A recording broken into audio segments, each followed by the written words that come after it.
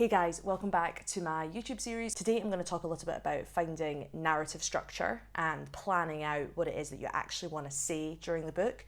And I'm then going to talk a bit about research, structuring, interviewing, and basically everything up until the point before you start writing. There's this kind of discussion between authors as to whether or not you are like a big planner or whether you're the sort of person that basically just kind of writes as you go. And I think most of the discussion is more within fiction. A lot of fiction writers do tons and tons of research before they get on with the actual writing. But I think it's a more pertinent discussion within fiction writers because there's an element of being able to sort of, well, make it up as you go along. Whereas with nonfiction, at least good nonfiction, most likely will require quite a lot of research up front. So with that being said, obviously I want to talk about how you actually go about doing that research, trying to find a story within a nonfiction structure, and then bring it all together to try and make one point in about 80,000 words, which was basically my challenge over the last year. So with my proposal, I had a bit of an idea. I mean, when I look back, I kind of look at my proposal and think, wow, it really wasn't very structured. It didn't really have a very good through line. It's kind of confusing when you look at it. And when I read my sort of finalized book, it's got a much more, I guess, central argument. One of the biggest pieces of feedback I was getting from publishers right at the start was around this idea of what is your narrative arc? Why could this not just be, 9 articles as opposed to 9 chapters in a book? So because of that feedback and because of my worry around making sure that I was writing something that I guess warranted a book as opposed to a series of articles, I did a lot of research into fiction narrative arcs. So you guys have probably heard of like the hero's journey, and anyone who's kind of studied English or literature, which I absolutely never had. I did maths at university. This is probably really obvious to you, but for me this was very new, and going into this world and looking at literary criticism and building storylines, how to do make-believe, how to suspend disbelief, all of these kind of, I guess, quite rigid structures to some degree, was really, really helpful to try and help get my head around what story was I trying to tell, what kind of emotional journey was I trying to take the reader on. From start to finish of the book. One of the biggest helps here was speaking to my friend Parul. I'm going to link her website down below if anyone wants to get in touch. She's awesome. She's a freelance editor and I guess book consultant. She runs events in London along with a guy called Matt. She's really, really knowledgeable about books. She used to work in publishing and now she kind of works directly with authors. I met up with her to basically talk about or try to describe what my book was about, and I was really, really struggling. I was struggling to try and put it into one sentence. I was struggling to kind of pick one point I wanted to make. I had many points, and she worked with me to try and whittle down what is the main thing you want to have the reader leave with. Not what are all your disparate points, but rather what's the one point. And she took me through a process called the story grid, which again I'll link below.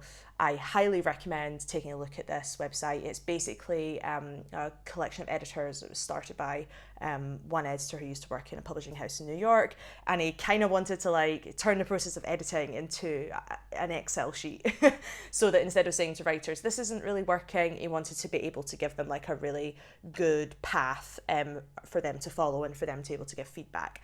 I basically went and read all of the blog articles about nonfiction. They analysed Malcolm Gladwell's The Tipping Point and basically took it apart, looked at every single chapter, looked at every single story and broke down precisely, what genre was he using, what what tone of voice was he using, what person, was he first person, the royal we, third person, reportage, whatever.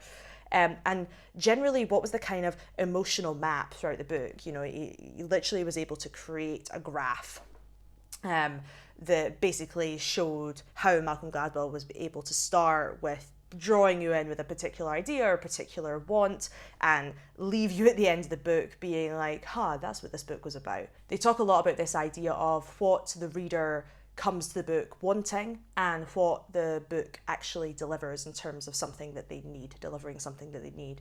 And for me, when I learn about this idea of what does my book deliver as a want and what does my book deliver as a need, it made me basically realise there was 2 sort of narrative flows that were running at the same time. I genuinely really recommend you take a little story grid. I can't summarise it well enough here, but basically once you realise what your want and your need is, it makes creating a narrative arc for nonfiction extremely easy. One of the interesting things that StoryGrid does is they treat nonfiction like it's fiction. So it basically says, okay, this is a nonfiction book, but actually it follows the same structure as an adventure book or an action book or a thriller. What are the sort of key facets of that genre? You need a baddie, you need a twist, you need a confrontation, all of these sorts of things. And how can you replicate them into a nonfiction structure? The other thing that I thought was really interesting that they did is they brought out this idea of who is the hero in nonfiction and who is the enemy. With my book and with the books that they were analysing that I felt were kind of similar to what I was trying to emulate, the hero was actually the reader, and the baddie was sort of like the human condition or the world around us, And for me, that made me write it in a completely different way in the terms of thinking about what is the journey my hero, my reader is going on, what information are they starting with, what kind of things are they discovering along the way, what kind of emotions, how are they being challenged, how can I present ideas that's going to make them feel maybe slightly uncomfortable at points, and then be redeemed at the end, give them a sort of action or a kind of like, this is what I need to do or this is what I need to think. The minute I started thinking about my book in the sense of this kind of how do I take my reader on an emotional journey, coming up with a narrative arc frankly became very easy. And I'm quite sad that I didn't do StoryGrid before I wrote my proposal, because it would have been nice to have had a much clearer idea of what I was doing at the start.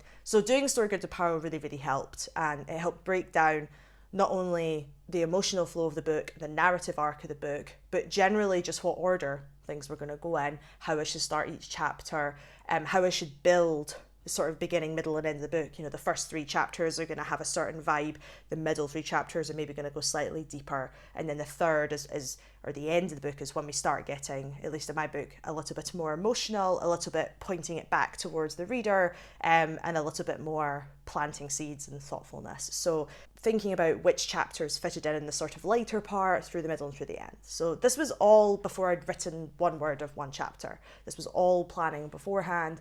It was all discussions with Parallel, many, many voice memos to myself, many conversations with my boyfriend. He was extremely patient with me thinking through all this stuff, talking to friends, talking to family members, basically trying to work out the point I was saying at each part of the book and the overall point I was saying throughout.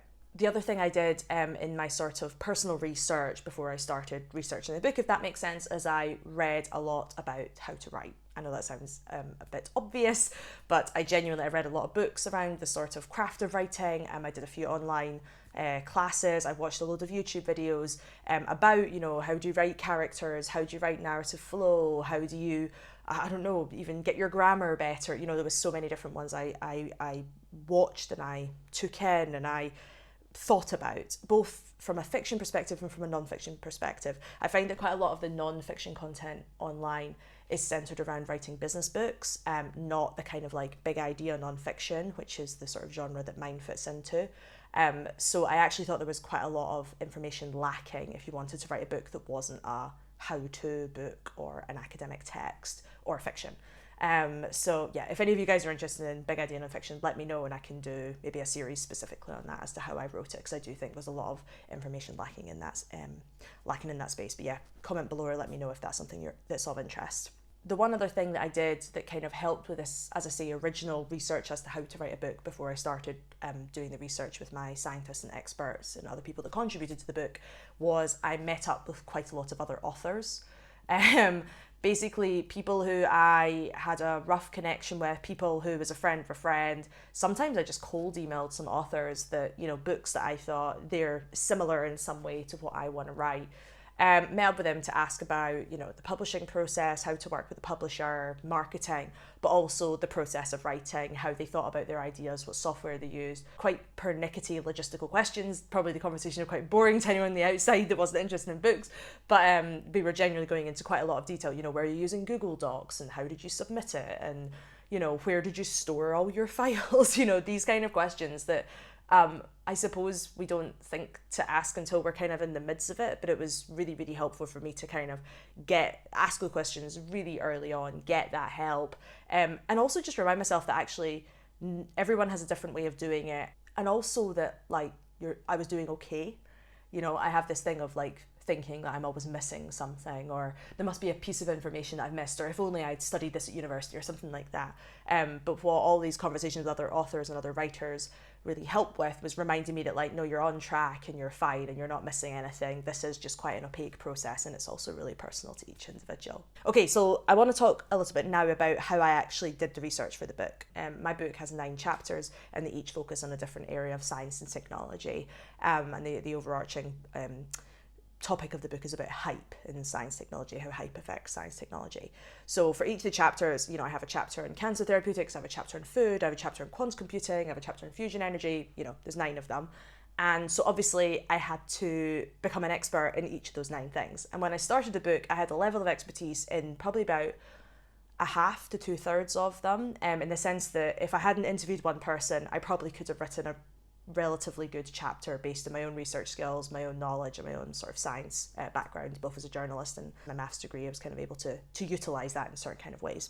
But for the other chapters, and also to kind of bring all of that to life, I was really, really intent on making sure I was interviewing many scientists, economists, politicians, other journalists, historians, philosophers, the list goes on. It was basically anyone who had a level of expertise and a slightly different angle on each of those topics that could help bring to life this idea of how hype affects them. I think in the end I did about 50 to 60 interviews. Each interview was at least an hour. Some interviews went on a lot longer. Some were in person, some were on Skype, some were just over the phone. So some interviews I went into with quite a well thought out agenda. I had questions prepared. I don't ever really write out my questions specifically, but I had, written a couple of bullet points as, I want to talk, I want to cover this thing.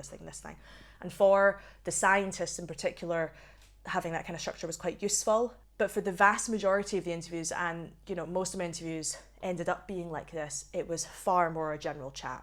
And for me, that was way, way more useful, way more fruitful than having a set of questions and having my own personal agenda going into the interview. You're not allowing for the person you're interviewing who is an expert, who is thinking about these ideas every day, to start randomly going off and being like, actually, it kind of links with this thing, and did you see that book that came out, or do you know what I mean? And a lot of my core insights of the book came from a sidebar as opposed to the original question I was asking.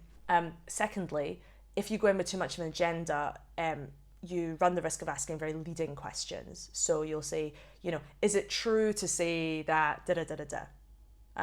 But you're already feeding the idea to the person. It makes much more sense to be like, could you just talk a little bit to me about this? Sometimes it took a little while for the interview to kind of heat up. Normally the first 20 minutes was actually a little bit us trying to work out the other person, which is part of the reason why I normally spoke to people for over an hour, because we found that by the point we were bouncing ideas off each other and really getting somewhere, was a little bit into the interview. So I would recommend, if you're doing interviews, to try and give yourself, if they only have an hour, fine, but at least make sure you have an extra half hour after each one in case it runs over. Don't feel like you have to rush off the phone, because as I say, there was so many times that the best ideas came out once we already kind of got to know each other and enjoying the chat. Also, some of my interviews were very chapter specific, so I would get in touch with a particular lawyer or scientist or politician or whatever who covered, the astrobiology chapter or the cancer chapter or whatever. Oh my god, they all just went out of order.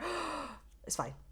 I don't need them anymore. Others were far more general. So it maybe be a researcher that thinks a little bit about, anthropology of digital era or something, because I would maybe want to talk about how people tweet about things or how people spread ideas, and that would be relevant across many, many different chapters. So I split my interviews between these broad idea people and the specific experts in every topic that I want to dive into. I recorded each of them with either my voice recorder or even just using my phone, as I'm doing now for my videos, or using the QuickTime recorder on my laptop. So not very high tech. Some of them I sent off to get transcribed.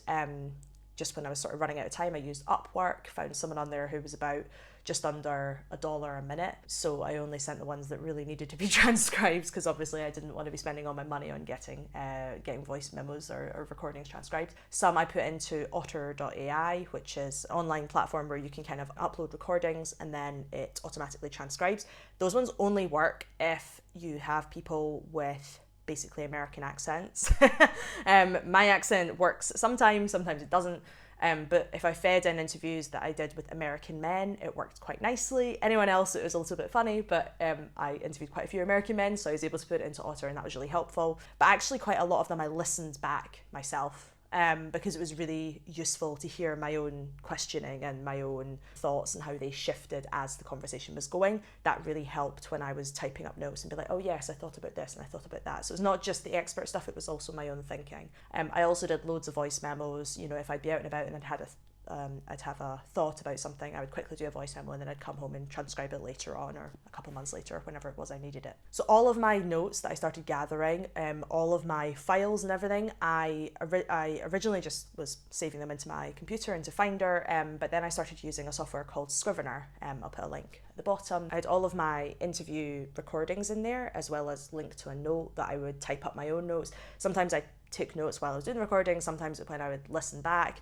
sometimes the transcriber stuff. Everything that I was basically thinking or was related to those interviews got plopped into that like research section of Scrivener. Just a quick note, I did most of the interviews up front and then moved on to the sort of plotting of the book, but I also moved into plotting and still had interviews at the same time, so it was a linear process to some degree, but it wasn't perfect, and there was a lot of kind of trying to fit things in, things changing. I mean, the narratives of some chapters changed the week before I submitted the book. In some sense, I think I also used my research as a bit of an excuse to not start writing. It took me a long time to kind of put the first words down. I think I did my first piece of writing on the plane to Austin in March.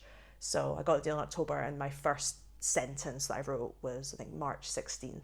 So it was quite a long time, and in hindsight I wish I'd started a little bit earlier, even just to get over that confidence barrier so that I could start kind of getting on with it. Once I'd done most of my interviews, I had them in Scrivener, and I sort of decided, okay, now's the time to start thinking about how I actually plot each of these chapters. I've done all these random interviews, I have all this information, I have nuggets of ideas from these different interviews and from my own voice memos, from my own notes, and I need to work out precisely how I'm going to put that together in each of my chapters. I knew I had 9 chapters, so I knew that each of them were probably going to be about 8 to 10,000 words each. I had to work out what the flow of each chapter was, and for that, I basically wanted to work out, again, going back to the story grid, what that emotional journey I wanted to take people on. So the way I basically did this is I went through every single interview that I did with everyone and every single voice memo that I did, all of the notes that I had associated with each chapter, and I wanted to pull out basically the nuggets of ideas that came into each bit. So if someone said something like, oh, the DARPA is the biggest funder of brain-computer interfaces in the world, I'd be like, oh, there's probably going to be a section on DARPA. So I would write that down as a nugget. And the way I did that is I actually used Post-it notes, and I split piles of Post-it notes into different chapters. Funnily enough, I just said DARPA, and that's the top one. How weird is that? Main player, DARPA, pushing agenda for 40 years with money in both academic and industrial research setting. That's really weird. Anyway, that must be the brain-computer interface section. There you can see that's the food chapter there, if you can see that. There's the AI chapter. So like basically all the quantum computing. So basically all of my different interviews and whatnot, I would take an idea, like the DARPA idea, write it on a Post-it note, and stick it into the pile this is for the brain-computer interface chapter. I also had piles, this one says anthropology, psychology, philosophy, etc. But you can see these are just random ideas. So this one says, always coming back to the idea of what is right and wrong and by who, objective betterness. So that must have been, actually I can remember that was someone mentioned this, it was a philosopher who said this in one of my interviews, and I thought that's a really interesting phrase, so I wanted to capture that. This was a process, you can see, I'll hold up all of my Post-it notes so you can see. So these are all my Post-it notes. So this is the entire book I'm holding. I started this process by sticking up the Post-its on a wall. So I was actually in Italy for a little writing retreat with my friend Phil, who's awesome. We're actually going to do a video where we talk about one of our favourite books, A Little Life. Maybe I guess I'll link it after. I'm so new to YouTube, I'm sorry. So we were in Italy, we had a big wall in the kitchen, and I basically stuck up, fusion chapter, quantum computing chapter, and as I was going through the interviews, I would go up and stick the Post-it notes around that, just completely randomly around the cluster of each chapter. I didn't do sort of one chapter at a time, I deliberately did it very randomly. The reason I did that is because I wanted to try and start seeing the linking themes that were coming out. And I knew that was probably going to come out from serendipity and from randomness. I also had one section of post-its that were just called hype, and that was basically any themes that were linking back to the central theme. Once I had all my post-its, I then decided to actually turn my post-its back into Scrivener and make them digital again. So this is like a really long process, but for me, it might sound very clunky going from, digital notes to literal post-its that I was carrying these around in my backpack for like 4 months. And adding to them and trying to find them. This is not very efficient, but I needed a visual way I needed to be able to stick them up. I needed to move them around. It just, the laptop screen was not enough for me to be able to try and find my ideas. It just wasn't working for me. I did have to eventually get it back in digital so I could start writing the book. So I used the Scrivener cork board. They basically look like post-it notes, right? So I basically was going through all of the post-its and typing up the points that was on each post-it and assigning it to the right chapter. Once I had everything for each chapter, I would then go through it and sort of try and cluster them. So maybe I would have many different post-its that were all to do with regulation, for instance, in the cancer chapter. So I would have a sort of cluster of post-its called regulation, and then I would have a cluster of post-its called CRISPR or something like that, to just try and gather the ideas together. Once I kind of had done all of that gathering for all of the chapters, and bear in mind this time I'm still doing interviews, I'm still having random ideas on the tube, I'm still doing voice memos, having conversation, reading an article and realizing my idea is incorrect because there's now a new law that's come in that renders all of my research useless. So I had to be keeping updating this as I went. But once I kind of had all those clusters, I started moving them around to see how could I tell the story of the chapter. At the same time of trying to work out the flow, I also had to try and work out what the central message I was trying to say. And this is where things started to really, really shift. Because what I had originally thought would be the point that I wanted to make in each chapter, obviously because of research and new information, it changed. And because sometimes also the story wouldn't work. So an example would be in the quantum computing chapter, I really wanted to talk about sustainability and kind of use of energy and use of computing and power and so on and so forth. The original message I had was centered around energy use. And when I did a whole lot of research, I realized that actually there wasn't really enough out there to make a compelling argument. There was too much conflicting information, and it was starting to take away from the broader point that I wanted to make, like it had nothing to do with hype, for instance. Which for a book about hype would be useful to talk about. So then I kind of rethought about it and I said, I think it's about, investment winters and VCs. So I did more research in there and realized, this is definitely the central point of the chapter. But then when I started writing it, I realized it wasn't very emotional and it wasn't very compelling, and quantum computing is already quite a complex topic. So I needed to bring in the reader, the hero, into the story. These things evolved over time and it evolved during the writing too. But I think having my post-its, having my corkboard, trying to go through the process of massaging all of these, disparate ideas. But in my mind, they're all very linked. They're just in the wrong order. And for me, the immersion of these post-its and doing things in the Scrivener corkboard, I would just be sitting with my post-its, sitting with my Scrivener open for hours.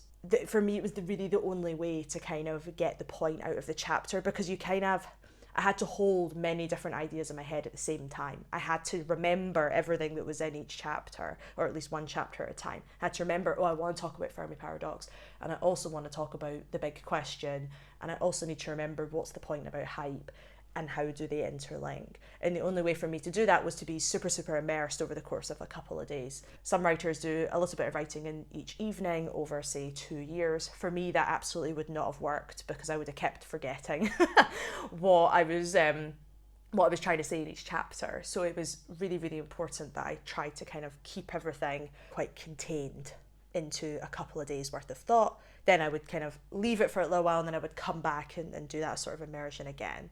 One question that I wrestled with quite a lot: when have I done enough research? Like, when am I ready to start writing? That question, or that kind of tension, came from perspective of feeling not confident to get writing and afraid of the writing when you have like all of this sitting in front of you. in the idea of trying to now turn that into 80,000 words, it's good because you have this very clear roadmap to some degree, but at the same time it is just a bundle of post-its. I was scared of starting writing, but also I had a lot of, I guess it's probably imposter syndrome around feeling like I didn't have enough expertise in each of the topics yet, particularly the ones that weren't things that I'd covered before as much. And things like, for instance, the cancer chapter, where I did know quite a lot about biotech and the sort of therapeutic side, but cancer is so broad and everyone has an opinion about cancer, everyone has feelings and emotions around cancer. So I was very, very conscious to make sure I interviewed a broader range of people for that chapter. So I interviewed quite a few patients, for instance, because I wanted to make sure that my ideas and my thesis wouldn't miss something glaringly obvious to someone who had a personal experience of cancer. I did wrestle a lot with when was enough research, and there was a point that I had to just, draw the line and say this is enough, mainly because I just started to run out of time and I knew I had to finish writing. Sometimes I would feel like I was, I don't want to say overthinking, but I was getting so immersed in a chapter or an idea, and I would kind of be off on one, and I'd be writing or doing voice memos or thinking. I'd be sitting back and I would think, oh my God, this is what it's about, da da da da. And then I would try and explain it to someone, my friend or my boyfriend or whoever, and drivel would come out. Sometimes it was the realization that the idea wasn't strong enough or it wasn't correct, but other times it was, no, I just haven't thought about it yet. And I think allowing myself a lot of time to get into that sort of state of just thinking, allowing myself to have these kind of deep conversations with myself, whether it was over voice memo or just sitting thinking or jotting down notes, that was crucial. It was basically how I got the central theme of the book out in the end. It was how I got the emotional parts of each chapter. And for writing something that's big idea nonfiction, that isn't, a how-to book or narrative nonfiction like a biography or academic, if you want to write something that's got a story and got a point and make someone shift their thinking or realize something, which kind of is really what I want my book to do. I want it to have something, a bigger purpose, I suppose, than just being like here's some information, take it or leave it. The only way to really get to that is to think of your book like you would fiction, like you would poetry, like you would music, in a far more arty way. And I wasn't really allowing myself to do that at the start of the process because I kept being like, oh, this is nonfiction, I just interview people and then I write.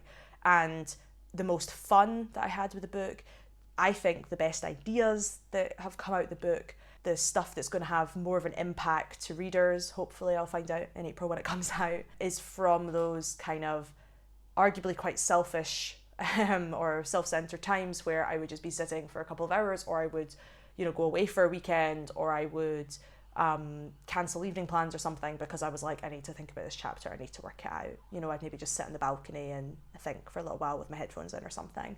And I don't know, maybe that sounds like a cliched, the artist. But genuinely, if you want to write something good, I believe that you have to give it a bit more thought. And it sounds obvious, but sometimes when I'd be telling people about, I think it's linked to this philosophical thing, or it's linked to this fiction book that I just read, and da-da-da-da-da, and some people would be kind of saying to me, wow, you're really going into quite a lot of detail and you're going way off the mark and so on and so forth. I thought this was about science.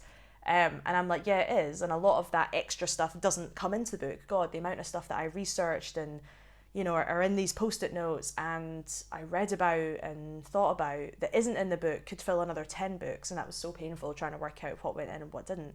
But at the same time, having all of that background and allowing myself to go off and try and make those links, try and make those connections, that was crucial to make it happen. The very final thing I'll say is talk about your book. Some people say don't talk about your book until it's done. I disagree with that. Talk about it as much as you can with whoever will listen. Most people are quite interested in books, I found, so talk about what chapter you're stuck on. Talk about a particular idea that's not quite working yet. Talk about this weird book or a presentation or something your friend said that you think is linked to something else. Because a lot of my insights didn't actually come from my interviews or from myself, but from just friends that I was going out for dinner with, or calling my mum and having a totally unrelated conversation. Be open to this idea of discussing your ideas. No one's going to steal your book. It's crucial that you try and make sure that your ideas are working, they make sense, and that other people's perspectives are coming into, you're not going to have all the answers. You know, I would show people these post-its. You know, what do you think of this one? You know, pulling out one and showing people. I'm gonna wrap it up with that because that's quite a lot for this episode. I hope that was useful. I've had a lot of people asking me about my research process and how I went through interviews and stuff, so hopefully I've given you enough detail to satisfy all the questions that you had about research and about interviews and about how you actually come about structuring the book. I've tried to be as structural and linear as possible in my explanation, but the truth of it is that it's not very linear, and it's quite hard. You can try and create structure, which I did, but it is quite hard to do. And really the big thing is giving yourself the time to think, giving yourself the time to go and talk to people, having the courage to interview as many people as possible, having the courage to talk about your book to as many people as possible. And generally test the waters before you've even written it. I'm going to leave it at that. The next episode I'm going to start talking about how I went into first draft, how I started actually writing the book and then crafting it into something that felt a little bit final. So do subscribe, do like, do comment. As I said, please leave questions in the comments. If you have them, I would love to make sure I'm answering stuff that's relevant and not just my own rambles. See you in the next video. Cheers.